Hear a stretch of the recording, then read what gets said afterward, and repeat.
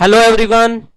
आज के इस सेशन के अंदर हम 40 एमसीक्यूज करने वाले हैं Jammu and Kashmir reorganisation act 2019। जितने भी ग्रेजुएट लेवल एग्ज़ाम होते हैं जेकेएसएसबी के द्वारा कंडक्ट करवाए जाते हैं उन सभी सिलेबस के अंदर ये वाला पार्ट आपका रहता ही रहता है। सो ये वाला जो सेशन है ये उन तमाम एस्पिरेंट के लिए इम्पोर्टेंट है जो कि तैयारी कर रहे हैं सुपरवाइज़र की, पटवारी की, एनटी की, या फिर जो भी आपका ग्रेजुएट लेवल एग्ज़ाम आने वाला है जो आपका जेकेएसएसबी कंडक्ट करवाएगा। तो चलिए हमारी स्क्रीन के ऊपर सबसे पहला क्वेश्चन है। ये आपके जो क्वेश्चन बनाए गए हैं एमसीक्यूज फ्रेम किए गए हैं, ये कुछ आपके जो है बिल्कुल छोटे छोटे फैक्ट भी इसमें रखे गए और कुछ प्रीवियस ईयर पेपर के जो क्वेश्चन है वो आपको यहाँ पे देखने को मिलेंगे। सो छोटे छोटे फैक्ट इसलिए रखे गए हैं ताकि आपको जो है छोटे से छोटा और प्रीवियस ईयर पेपर के अंदर जो क्वेश्चन आए हैं वो आपको अच्छे से जो है रिपीट हो जाएं, आपके दिमाग में छोटे छोटे फैक्ट जो है वो बस जाएं जो आपको एग्ज़ाम में जो है काम आए। तो चलिए हमारी स्क्रीन के ऊपर सबसे पहला क्वेश्चन है, dash is the objective of the Jammu and Kashmir reorganisation act.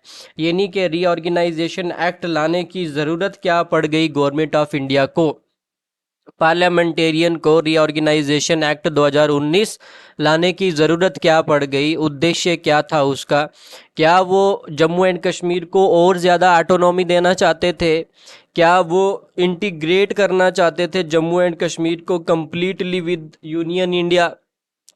Indian union, ठीक है, इंडिया के साथ कंप्लीटली उसको इंटीग्रेट करना चाहते थे, क्या वो लद्दाख को एक इंडिपेंडेंट स्टेट जो है वो बनाना चाहते थे, क्या वो जम्मू एंड कश्मीर को यूनियन टेरिटरी डिक्लेयर करना चाहते थे। तो यहाँ पे इसका करेक्ट स्टेटमेंट क्या होगा। तो जल्दी से आप आंसर भी करते जाएंगे कमेंट बॉक्स के अंदर और फाइनली टैली करेंगे कितने आंसर आपने सही करे हैं। तो dash is the objective of the Jammu and Kashmir reorganisation act 2019। उद्देश्य क्या था गवर्नमेंट ऑफ इंडिया को रीऑर्गेनाइजेशन एक्ट 2019 लाने की ज़रूरत क्या पड़ गई, क्या जम्मू एंड कश्मीर को ऑटोनॉमी जो है वो और देने की बात करी गई इसके अंदर, क्या जो है आपका जम्मू एंड कश्मीर को कम्प्लीटली इंडियन यूनियन के साथ जो है इंटीग्रेट करने की बात हुई, क्या जो है आपका लद्दाख को इंडिपेंडेंट स्टेट का दर्जा दिया गया, क्या जो आपका जम्मू एंड कश्मीर है इसको अलग यूनियन टेरिटरी डिक्लेयर किया गया। तो इसका सही आंसर क्या होगा, तो आंसर बी यानी कि to integrate Jammu and Kashmir completely with union India. उसके पहले यहाँ पे एक शील्ड था 370 जिस आर्टिकल का नाम था, उसके बीच में और भी काफ़ी सारी चीज़ें आती थी, तो वो शील्ड की तरह वो आपका जो है स्पेशल प्रिविलेजेस की तरह यहाँ पे काम करता था। वो शील्ड को हटा करके कंप्लीटली जिस तरीके से और इंडिया की स्टेट है उनकी तरह जो है जम्मू एंड कश्मीर को भी बना दिया गया। मेन उद्देश्य इसका यही था, मेन ऑब्जेक्टिव इसका यही था। अगला क्वेश्चन है आपकी स्क्रीन के ऊपर, which article of the Indian constitution was rendered inoperative by the Jammu and Kashmir reorganisation act 2019। कौन सा आर्टिकल जो है वो इन ऑपरेटिव हो गया Jammu and Kashmir reorganisation act 2019 के आने के बाद, क्या article 35A, article 370, both A and B, या आर्टिकल 243। तो करेक्ट आंसर इसका क्या होगा, कौन सा आर्टिकल जो है वो इन ऑपरेटिव हो गया Jammu and Kashmir reorganisation act 2019 आने के बाद, आर्टिकल 35A, आर्टिकल 370, या फिर ये पहले वाले दोनों आर्टिकल, या फिर आर्टिकल 243। तो इसका करेक्ट आंसर क्या होगा, बोथ ए एंड बी, ठीक है। चलिए अगला क्वेश्चन है आपकी स्क्रीन के ऊपर, the Jammu and Kashmir reorganisation act of 2019 resulted in the creation of how many union territory. कितनी यूनियन टेरिटरी बनती है, जम्मू एंड कश्मीर को कितनी यूनियन टेरिटरी में बाइफरकेट किया जाता है। रीऑर्गेनाइजेशन एक्ट 2019 आने के बाद जम्मू एंड कश्मीर जो स्टेट हुआ करती थी, लद्दाख उसका हिस्सा हुआ करता था, इसको बाइफरकेट कितनी यूनियन टेरिटरी में करा गया, 2 में, 3 में, 4 में, या फिर 1 में। तो करेक्ट आंसर इसका क्या होगा, सभी को पता है आपको कि 2 में, ठीक है, एक आपका लद्दाख और एक आपका जम्मू एंड कश्मीर। अगला क्वेश्चन है आपकी स्क्रीन के ऊपर, which of the following statement regarding Ladakh under the act is correct. ठीक है। करेक्ट स्टेटमेंट बतानी है आपको लद्दाख के कॉन्टेक्स्ट में। विच of the following statement regarding Ladakh under the act is correct? It is a legislative assembly, it is administered by a lieutenant governor, it remains a part of the state of Jammu and Kashmir, it become a union territory on अगस्त 9 2019।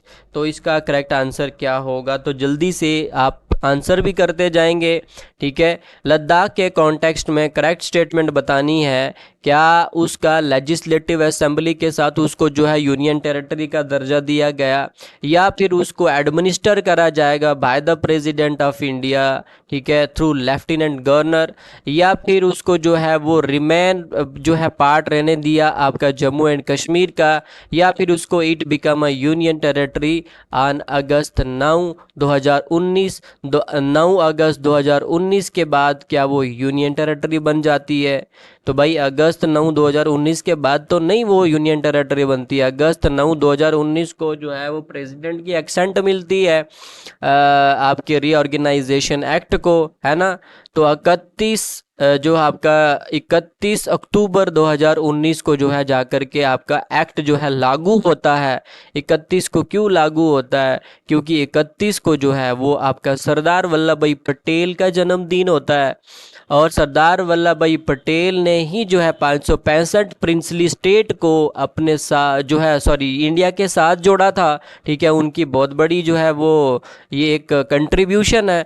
तो उनको भेंट देते हुए, उनको tribute देते हुए ये 31 जो आपका अक्टूबर है, ये टाइम फ्रेम रखा गया रीऑर्गेनाइजेशन एक्ट 2019 को लागू करने के लिए जम्मू एंड कश्मीर में। जम्मू एंड लद्दाख जो है ये आपका 31 अक्टूबर 2019 को जो है आपका यूनियन टेरिटरी बनता है। तो फाइनल स्टेटमेंट भी जो है वो इनकरेक्ट है। तो करेक्ट स्टेटमेंट कौन सा? It is administered by a lieutenant governor. अगला क्वेश्चन आपकी स्क्रीन के ऊपर है, the Jammu and Kashmir organisation act 2019 was effective from which date? तो ऑलरेडी मैंने आपको बता दिया। ठीक है, 6 डेट को क्या हुआ था, 9 को क्या हुआ था, 26 तो इसमें शामिल ही नहीं है। तो आपका 31 2019, 6 का और 9 का आप मेरे को बताएंगे कमेंट बॉक्स में। अगला क्वेश्चन है आपकी स्क्रीन के ऊपर, initially how many seat does the legislative assembly of Jammu and Kashmir have according to the reorganisation act 2019? Question को पहले ध्यान से देखना। Initially how many seat does the legislative assembly of Jammu and Kashmir have according to the reorganisation act 2019? 87, 107, 137, 147। ठीक है, अभी बढ़ा दी गई हैं, 114 हो गई हैं। तो कितनी सीटें थी? तो इनिशियली जब आपका रीऑर्गेनाइजेशन एक्ट लागू होता है तो तब डिक्लेयर करी गई थी 107 सीटें। कितनी सीटें? 107 सीटें। ठीक है, 2023 के अंदर ऑर्डर आता है, फाइनल ऑर्डर। ठीक है, 2023 के अंदर जो अमेंडमेंट होता है, ऑर्डर आता है, तो उसमें आपका 114 सीटें जो हैं वो कर दी जाती हैं। याद रखना इस बात को भी। अगला क्वेश्चन है आपकी स्क्रीन के ऊपर, when did the presidential order declaring most clauses of article 370 in operative come into affect? ठीक है, when did the presidential order से कब जो है 370 के काफ़ी सारे क्लॉजेज को इनऑपरेटिव कर दिया जाता है?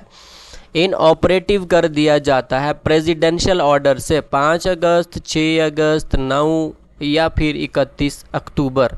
तो इसका करेक्ट आंसर होगा प्रेसिडेंशियल ऑर्डर जब आपका आया तो 370 के काफ़ी सारे क्लॉजेज को इनऑपरेटिव कर दिया गया। तो ये आपका 6 अगस्त 2019 है, 6 अगस्त 2019।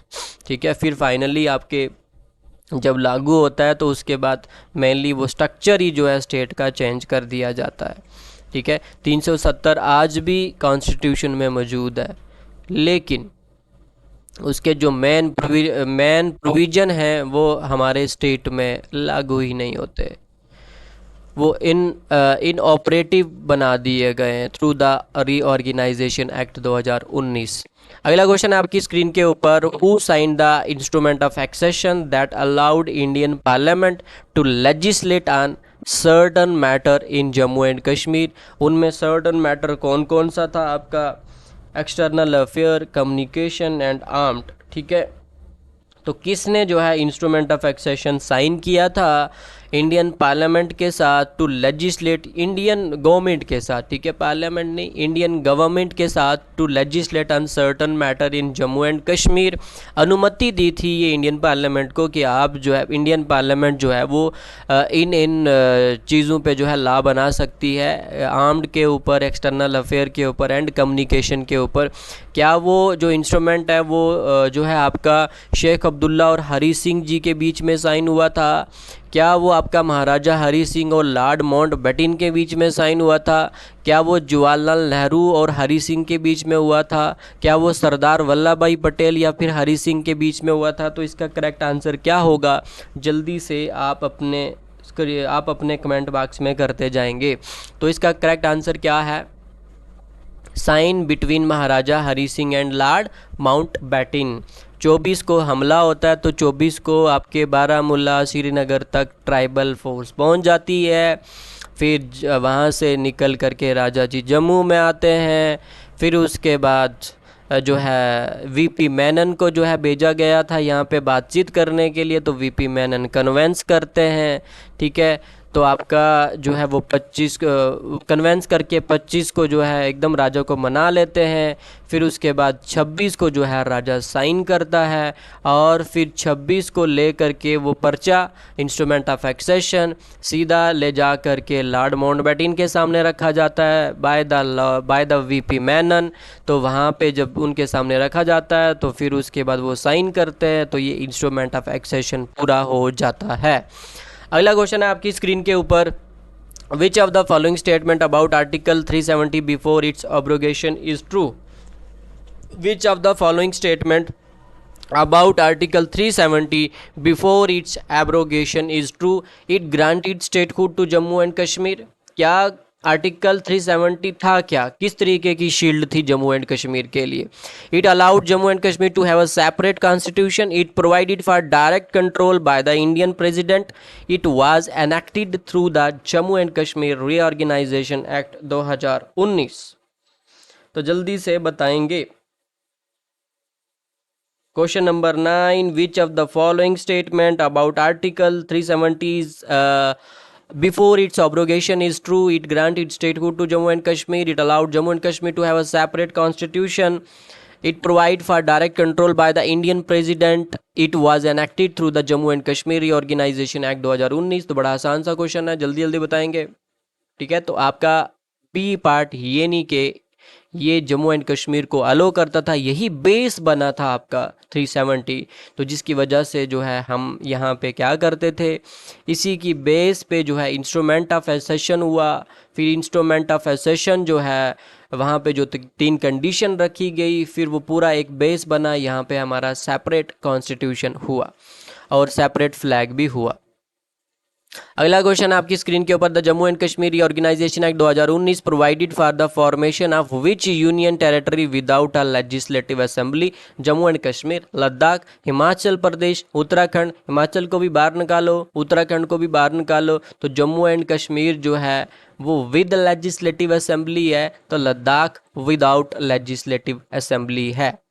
कौन सी सेक्शन में बात हुई है ये आप कमेंट बॉक्स में करेंगे। अगला क्वेश्चन है आपकी स्क्रीन के ऊपर, which of the following is not a part of the Jammu and Kashmir reorganisation act 2019? Delimitation of constituencies, formation of union territory of Ladakh, formation of union territory of Jammu and Kashmir, establishment of separate constitution for Jammu and Kashmir. Which of the following is not a part of the Jammu and Kashmir? इसमें से कौन सा Jammu and Kashmir reorganisation act का part नहीं है? Delimitation, formation of union territory of Jammu Ladakh, formation of union territory of Jammu and Kashmir. तो कौन सा इसमें पार्ट नहीं है? 2 तो बिल्कुल है, पहला और डी है या नहीं है? तो डी जो है इसका करेक्ट आंसर है, यानी कि डी स्टेटमेंट जो है ये नहीं है। Establishment of a separate constitution, इसकी बात रीऑर्गेनाइजेशन एक्ट करता ही नहीं। ठीक है, वो उसको हटाने की बात करता है। Question number 12, dash is the tenure of the legislative assembly of Jammu and Kashmir as per the act reorganisation act 2019। कितना टेन्योर होगा लेजिस्लेटिव असेंबली का? आपको पता है पहले 6 साल हुआ करता था, तो जब से रीऑर्गेनाइजेशन एक्ट आया तो उसके बाद तो इलेक्शन हुआ ही नहीं है, लेकिन उसके अंदर जो टेन्योर बताया गया है वो कितना है? 3 ईयर, 4 ईयर, 5 ईयर, 6 ईयर। तो 5 ईयर जो है आपका करेक्ट आंसर है। अगला क्वेश्चन है आपकी स्क्रीन के ऊपर, the Jammu and Kashmir organisation act 2019 provided for reservation in the legislative assembly for which categories? Schedule caste, schedule tribe, OBCs, economically weaker section, EWS, minorities, या फिर ये सारे के सारे? किसकी बात करता है वो? रिजर्वेशन के लिए, ठीक है। आपके लेजिस्लेटिव असेंबली में किन कैटेगरीज की बात करता है रिजर्व सीट के लिए? तो schedule caste, schedule tribe and OBCs, ठीक है। अगला क्वेश्चन आपकी स्क्रीन के ऊपर, which high court serves both union territory of Jammu and Kashmir and Ladakh under the act 2019? Supreme court of India, high court of Delhi, high court of Jammu and Kashmir, या फिर इनमें से कोई नहीं? तो सेम हाई कोर्ट रहेगा आपका यूनियन टेरिटरी ऑफ लद्दाख और जम्मू एंड कश्मीर के लिए। कौन से हाई कोर्ट की बात करी गई या फिर सुप्रीम कोर्ट की बात करी गई? क्या वो सुप्रीम कोर्ट ऑफ इंडिया या फिर हाई कोर्ट ऑफ दिल्ली या फिर आपका जम्मू एंड कश्मीर का हाई कोर्ट, या फिर इनमें से कोई नहीं? तो करेक्ट आंसर क्या होगा? High court of Jammu and Kashmir. ये कॉमन हाई कोर्ट रहेगा दोनों यूनियन टेरिटरी का। अकॉर्डिंग टू, अगला क्वेश्चन है, according to act how many section does it contain? इसके अंदर कितनी सेक्शन देखने को मिलती है हमको? 50, 75, 100, 103, 50, 75, 100 एंड 103। तो 103 सेक्शन इसके अंदर हमको देखने को मिलती हैं। जल्दी से आप अपना आंसर करते जाएंगे और फाइनली देखेंगे कितना आपने सही किया। अगला क्वेश्चन है आपकी स्क्रीन के ऊपर, the act is divided into how many part? 10, 12, 14, 16। तो बिल्कुल आसान सा जो है वो क्वेश्चन है, तो इसका करेक्ट आंसर है 14। अगला क्वेश्चन है आपकी स्क्रीन के ऊपर, which section of Jammu and Kashmir reorganisation act 2019 abolish the legislative council of the existing state of Jammu and Kashmir? Which section of Jammu and Kashmir reorganisation act 2019 abolish the legislative council of the existing state of Jammu and Kashmir? कौन सी section के under जो है existing state का जो है legislative council को abolish किया जाता है? जल्दी से बताएंगे। ये रिपीट, ये जो है प्रीवियस ईयर पेपर का क्वेश्चन है, ठीक है। 57, 58 क्लॉज 2, 55 और 59। तो करेक्ट आंसर इसका क्या होगा? जल्दी कमेंट बॉक्स के अंदर करते जाएंगे। तो section 57 is the correct answer. अगला क्वेश्चन आपकी स्क्रीन के ऊपर, who among the following was the prime minister of Jammu and Kashmir during the rain of Maharaja Hari Singh and later become the third chief justice of supreme court of India? बाद में वो तीसरे chief justice of India बने। क्या वो बलराजपुरी थे? क्या वो पतंजलि शास्त्री थे? क्या वो मेहरचंद महाजन थे? क्या वो प्रेमनाथ डोगरा थे? कॉन्स्टिट्यूशन लागू होने के बाद, जम्मू एंड कश्मीर का कॉन्स्टिट्यूशन लागू होने के बाद प्राइम मिनिस्टर की बात जो है वो अलग है। वो पहला प्राइम मिनिस्टर, आपका 2 प्राइम मिनिस्टर हुए यहाँ पे, बख्शी गुलाम मोहम्मद एंड शेख अब्दुल्ला। शेख अब्दुल्ला पहला प्राइम मिनिस्टर, और फिर उसके बाद शेख अब्दुल्ला को जेल करवा दिया जाता है, ठीक है। आपका जो है वो असेंबली रद्द कर देते हैं, कौन? करण सिंह। देन उसके बाद आपके जो है बख्शी गुलाम मोहम्मद को प्राइम मिनिस्टर बना दिया जाता है, और फाइनली फिर आस्ता आस्ता ख़त्म करके फिर चीफ मिनिस्टर वाला सिस्टम जो है, मेनली मेन कंट्रोल जो है वो आपका इंडियन गवर्नमेंट के पास चला जाता है। तो ये आपकी बात हो रही है राजा के टाइम पीरियड में। राजा के जो प्रधानमंत्री थे वो कौन थे? उनका क्या नाम था? बलराजपुरी। फिर बाद में वो जो है third chief justice of India भी रहे, third chief justice of supreme court भी रहे। बलराजपुरी, पतंजलि शास्त्री, मेहरचंद महाजन, प्रेमनाथ डोगरा। तो करेक्ट आंसर है मेहरचंद महाजन, ठीक है। महाजन जिथे आई है उत्थे समझ लो जम्मू का बंदा है, तो आई होना है फिर, ठीक है।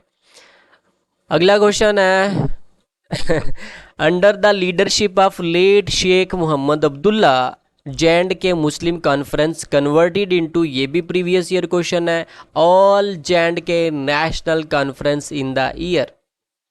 J&K मुस्लिम कॉन्फ्रेंस से चेंज होकर के J&K नेशनल कॉन्फ्रेंस बन जाती है। कब बन जाती है ये? ऑल J&K नेशनल कॉन्फ्रेंस बन जाती है 1942, 45, 31, 39। ईयर आपको याद रखना है। ये रिपीटेड, ये जो है प्रीवियस ईयर पेपर का क्वेश्चन है 42, 45, 31 और 39। ठीक है, 31 में इन्होंने जो है एकदम से जो है राजा के खिलाफ जो है एकदम से जो है वो उठ खड़े हुए थे, प्रोटेस्ट करना शुरू कर दिया था। ठीक है, ज़बरदस्त तरीके से 31 में सामने आ गए थे। 39 में जो है ये चेंज कर देते हैं। ठीक है, उसके बाद अगला क्वेश्चन है, on October 1947 who among the following was appointed as the emergency administrator for Jammu and Kashmir by Maharaja Hari Singh. Previous year paper question है। अक्टूबर 1947 को who among the following was appointed as the emergency administer. ठीक है, जो है emergency administrator किसको बनाया जाता है? बाय महाराजा हरि सिंह। करण सिंह को, मेहरचंद महाजन को, बख्शी गुलाम मोहम्मद को, या फिर शेख अब्दुल्ला को? सो करेक्ट आंसर क्या होगा? तो Sheikh Abdullah is the correct answer. Sheikh Abdullah को इमरजेंसी एडमिनिस्ट्रेटर बना दिया जाता है। ठीक है, उसके बाद अगला क्वेश्चन है आपकी स्क्रीन के ऊपर, दिल्ली एग्रीमेंट 1952 में जो साइन हुआ था वो साइन किस किस के बीच में हुआ था? दिल्ली समझौता किस किस के बीच में हुआ था? डॉक्टर राजेंद्र प्रसाद और मिर्ज़ा अफजल बेग के बीच में हुआ था, सरदार पटेल एंड मौलाना मसूदी के बीच में हुआ था, जवाहरलाल नेहरू और शेख अब्दुल्ला के बीच में हुआ था, इंदिरा गांधी या फिर बख्शी गुलाम मोहम्मद के बीच में हुआ था? जल्दी से बताएंगे। तो जवाहरलाल नेहरू और शेख अब्दुल्ला के बीच में ये समझौता आपका हुआ था एंड इसको कहते हैं दिल्ली एग्रीमेंट 1952। अगला क्वेश्चन है, ये भी प्रीवियस ईयर पेपर क्वेश्चन है आपका, Maharaja Hari Singh signed an instrument of accession of J&K state with India on which date? ठीक है, which year? 26th of January 1947, 26th of October 1947, 26th of January 1950, 26th of November 1947। सो आपका correct answer क्या होगा? तो ऊपर हम इसकी बात कर चुके हैं, तो 26 अक्टूबर 1947 इसका करेक्ट आंसर है। अगला क्वेश्चन आपकी स्क्रीन के ऊपर, when did J&K government propose stand still agreement with India and Pakistan? की अभी हम सोचेंगे फिर बताएंगे बाद में तुमको। ठीक है, कि हमको जाना है तुम्हारे साथ या नहीं जाना है, क्योंकि आफ्टर इंडिपेंडेंस आपको मौका था, आप कहीं पे भी जा सकते थे, आपके पास चॉइस थी। ब्रिटिश डोमिनियन के द्वारा दी गई, ब्रिटिश क्राउन के द्वारा दी गई चॉइस थी आपके साथ, चॉइस थी आपके पास कि इधर यू गो टू पाकिस्तान और स्टे विद इंडिया। ठीक है, तो काफ़ी कुछ स्टेट्स थे जिन्होंने स्टैंड स्टिल एग्रीमेंट साइन करा हुआ था कि अभी उनको सोचने का मौका दिया जाए, जैसे हैदराबाद हो गया, जैसे आपका जम्मू एंड कश्मीर हो गया। हैदराबाद में प्लेबिसाइड करवाया जाता है, ठीक है, थ्रू आर्मी एक्शन। एंड उसके बाद आपका जूनागढ़ में आपका रेफरेंडम करवाया जाता है एंड जम्मू एंड कश्मीर का मसला आज तक भी सॉल्व नहीं हुआ। तो ये कौन सी डेट को हुआ था आपका स्टैंड स्टिल एग्रीमेंट, आपको बताना है। ठीक है,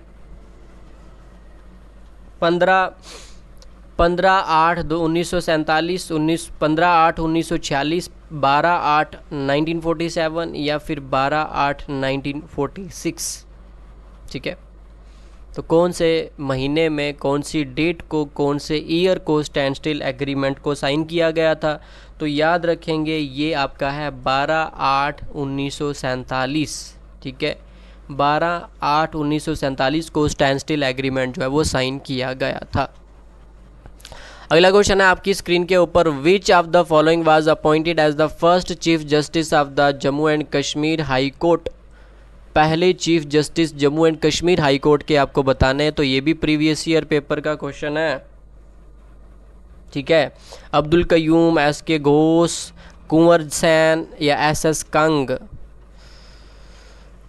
ठीक है, तो कुंवर सेन जो थे ये इसका करेक्ट आंसर है, यानी कि ये पहले chief justice Jammu Kashmir high court के हुए हैं।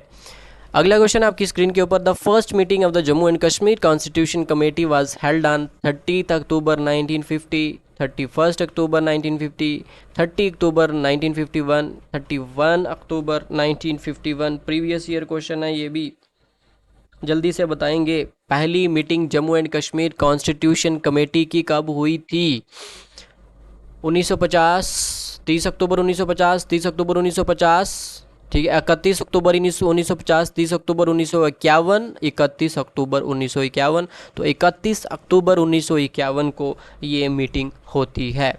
अगला क्वेश्चन है आपकी स्क्रीन के ऊपर, special address by lieutenant governor to legislative assembly is provided under which section of the Jammu and Kashmir reorganisation act? Section 16, section 8, section 21, section 5। तो करेक्ट आंसर क्या होगा? Special address by lieutenant governor to legislative assembly is provided under which section?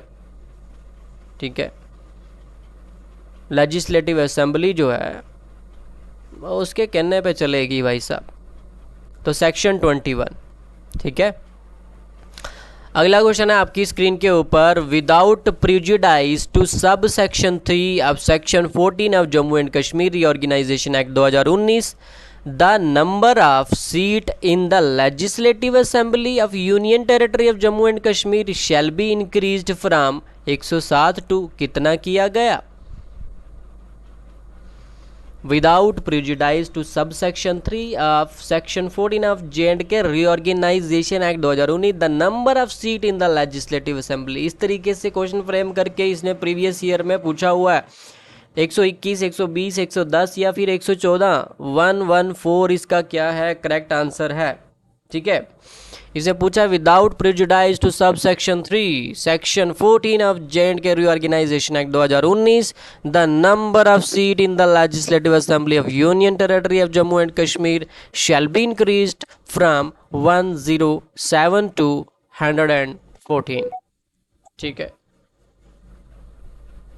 चलिए अगला question है आपकी screen के ऊपर, according to the J&K Reorganization Act 2019 the lieutenant governor of Jammu and Kashmir must act on the recommendation advisory committee within dash days? 55, 30 days, 85 और 45 days. कितने days में उसको जो है उस रिकमेंडेशन पे क्या करना पड़ेगा? एड्रेस करना पड़ेगा, एडवाइस करना पड़ेगा। According to the J&K Reorganization Act 2019 the lieutenant governor Jammu and Kashmir must act on the recommendation advisory committee, must act on the recommendation advisory committee within कितने डेज के अंदर उसको जो एडवाइस करना पड़ेगा? 55, 30, 85 या 45? तो 30 डेज के अंदर अंदर उसको जो है आपका एडवाइस करना ही पड़ेगा। अगला क्वेश्चन है, under the J&K Reorganization Act 2019 the total number of seat in the legislative assembly of the union territory of Jammu and Kashmir. याद रखेंगे, of the union territory of Jammu and Kashmir to be filled by person chosen by direct election to be. देखो ध्यान से देखेंगे तब जा करके पूरा समझ में आएगा। Under the J&K Reorganization Act 2019 the total number of seats in the legislative assembly of the union territory of Jammu and Kashmir to be filled by persons chosen by direct election shall be 101, 120, 107 and 124। Total भी बताएंगे मेरे को और यहाँ पे भी बताएंगे कितना है, 107। ठीक है, कितना? 107 इसका आंसर है। अगला क्वेश्चन है आपकी स्क्रीन के ऊपर, who shall not vote in the first instance in the legislative assembly but shall have and exercise a casting vote in the case of an equality of votes under the J&K Reorganization Act 2019 who shall not vote in the first instance in the legislative assembly but shall have and exercise a casting vote in the case of an equality of vote under the J&K Reorganization Act 2019। क्या वो deputy speaker होगा और person acting as सच, या फिर speaker और person acting as सच, या फिर chief minister, या फिर आपका वो लेफ्टिनेंट गवर्नर होगा? तो ये भी प्रीवियस ईयर पेपर के अंदर ये सवाल पूछा गया है, तो वो होगा स्पीकर और person acting as such. Speaker or person acting as such. अगला क्वेश्चन है आपकी स्क्रीन के ऊपर, who among the following introduce the Jammu and Kashmir reorganisation bill 2019 in Rajya Sabha. Nirmala Sitharaman जो मिनिस्टर थी पहले आपकी कारपोरेट अफेयर्स की, अभी भी उसी की बनाई है शायद, ठीक है, अभी का क्लियर नहीं है मेरे को। पीयूष गोयल जो मिनिस्टर थे पहले आपके, minister of commerce and industry, S Jaishankar, तो ये अभी भी एक्सटर्नल अफेयर मिनिस्टर बने हैं, ठीक है। उसके बाद अमित शाह जो होम मिनिस्टर, ये अभी भी होम मिनिस्टर ही बने हैं। तो होम मिनिस्टर अमित शाह जो है दोबारा से होम मिनिस्ट्री ही संभालेंगे। तो अमित शाह ने क्या इसको इंट्रोड्यूस किया था? बिल्कुल अमित शाह ने इसको इंट्रोड्यूस किया था। उसके बाद अगला क्वेश्चन है, when was the Jammu and Kashmir reorganisation act bill 2019 bill 2019 introduce इन राज्यसभा? 5, 28 अगस्त, 12 अगस्त, 18 अगस्त, ठीक है। कौन सा इसका जो है वो करेक्ट डेट होगा? कब जो है रीऑर्गेनाइजेशन बिल की शक्ल में राज्यसभा के अंदर इंट्रोड्यूस किया गया था? तो बाय अमित शाह 5 अगस्त 2019, ठीक है। Amit Shah minister of home affair by जो है 5 अगस्त 2019 को इंट्रोड्यूस किया गया था। प्रीवियस ईयर पेपर के अंदर ये सवाल आ चुका है। अगला क्वेश्चन है, under which section of the east while state constitution can governor rule have imposed in J&K before it become UT? Section 74, section 80, section 92 और सेक्शन 98। कहता है under which section of the east while state constitution can governor rule have impose, मतलब कि वो जो जम्मू कश्मीर का constitution है उसके अंदर किस सेक्शन के अंदर जो है गवर्नर रूल को इम्पोज करने की बात करी गई थी before it becomes UT? Section 74। ये जो है जम्मू कश्मीर कॉन्स्टिट्यूशन का पूछ रहा है, सेक्शन 74, 80, 92, 98। तो 92 सेक्शन जो है ये आपका बताती थी गवर्नर रूल को इम्पोज करने का। अगला क्वेश्चन आपकी स्क्रीन के ऊपर, who among the following invaded Kashmir on 24 अक्टूबर 1947? तो इसकी बात भी हम ऊपर कर चुके हैं। तो वो कौन लोग करे थे? Indian Rajput, tribal Pathans, Sherpas, Sindh Brahmins. तो ये करे थे ट्राइबल पठान्स, ठीक है। ट्राइबल पठानों ने आकर के हमला बोल दिया, राजा बौखला गए, राजा छोड़ छाड़ के श्रीनगर से दरबार को जम्मू आ गए। फिर आगे क्या हुआ आप सभी को पता है, ठीक है। उसी ट्राइबल अटैक के चक्कर में उसी चीज़ को आज तक हम झेल रहे हैं, क्योंकि फिर फैसला हो जाता ना, अगर वो चीज़ें ना होती तो कुछ ना कुछ जो है उस वक्त का जो राजा था वो प्रेशराइज होकर के तो फैसले नहीं लेता, तो कुछ सही फैसले लेता तो आज हम इस स्थिति में ना होते, ठीक है। तो कहीं ना कहीं पाकिस्तान बहुत बड़ा जिम्मेदार है इस बात का, ठीक है, जिसने हमको यहाँ तक पहुँचा दिया, एंड हमारे कुछ लीडर, ठीक है। चलिए अब मैं नाम तो लूँगा नहीं यहाँ पे। Article 35 question, article 356 and 357 were extended to erstwhile state Jammu and Kashmir in dash? August 1964, March 1964, September 1964 या दिसंबर 1964? आर्टिकल 356 और 357 were extended to erstwhile state Jammu and Kashmir. पहले तो ये बताएंगे इंडियन कॉन्स्टिट्यूशन का जो 356 और 357 आर्टिकल है ये है क्या है, ये कमेंट बॉक्स में बताएंगे। और इसको एक्सटेंड किया गया जम्मू कश्मीर के अंदर भी कब किया गया? अगस्त में, मार्च में, सितंबर में या फिर दिसंबर में? तो दिसंबर 1964 को जो है इनको एक्सटेंड कर दिया गया जम्मू एंड कश्मीर में। अगर पूरे देश में अगर इनका इस्तेमाल होगा तो आपका जम्मू एंड कश्मीर में भी इसका इस्तेमाल होगा, ठीक है। तो याद रखेंगे, बताएंगे आप लोग कि 356 और 357 डील किसके साथ करता है। अगला है, constitution of erstwhile state J&K came into force in dash? 1947, 50, 48 और 57। तो हमारा कॉन्स्टिट्यूशन कब जो है वो लागू हुआ था, कौन से ईयर में लागू हुआ था? State constitution Jammu and Kashmir का, जो अभी तो खैर कूड़े के दान में डाल दिया गया, 1957। अगला क्वेश्चन है, who among the following was elected as the president of constituent assembly of the J&K after the pro tem chairman? Pro tem chairman होता है टेम्परेरी चेयरमैन, ठीक है। Who among the following was elected as the president of the constituent assembly of the J&K after the pro tem chairman? Maulana Masoodi, Sheikh Mohammad Abdullah, महाराजा हरी सिंह, गुलाम मोहम्मद सादिक। तो तो ये question भी previous year है, तो गुलाम मोहम्मद सादिक इसका करेक्ट आंसर है। अगला क्वेश्चन है आपकी स्क्रीन के ऊपर, on which of the following dates did the constituent assembly of the erstwhile J and K met for the first time. ठीक है, पहली बार वो कब मिले थे कॉन्स्टिट्यूएंट असेंबली के लोग? 26 अक्टूबर 1947, 31 अक्टूबर 1951, 26 अक्टूबर 1949, 11 नवंबर 1951। तो कब मिले थे वो? ठीक है, तो 31 अक्टूबर 1951 बड़ा इंपॉर्टेंट डेट है ये, 31 अक्टूबर 1951, मतलब 31 अक्टूबर का। ठीक है, उसके बाद the area of J and K illegally handed over by Pakistan to China, ये भी प्रीवियस ईयर है कि जो एरिया जे.एंड.के का पाकिस्तान ने चाइना को दे दिया। ठीक है, ठीक है, चाइना को दे दिया कि जनाब लें आप। ठीक है, क्या बात करते हैं तुम, एरिया की बात करते हो, हम तो सब कुछ देने के लिए तुमको तैयार है। ठीक है, तो वो कितना एरिया था? 5180 स्क्वायर किलोमीटर। ठीक है, 78,000। ठीक है, 78,114 square kilometre, 3,75,555 square kilometre, 2,22,236 square kilometre. तो कितना एरिया था वो आपका? तो बिल्कुल आपका वो कितना था? 5,180 स्क्वायर किलोमीटर एरिया जो है पाकिस्तान ने चाइना को दे दिया बिना किसी के पूछे। First full fledged high court of judicature, judicature होता है डिस्प्यूट को सॉल्व करने वाला एक आर्बिटर, तो आर्बिटर हाई कोर्ट ही होता है। For the Jammu and Kashmir was establish in the year dash 1928, 1930, 1938 and 1950।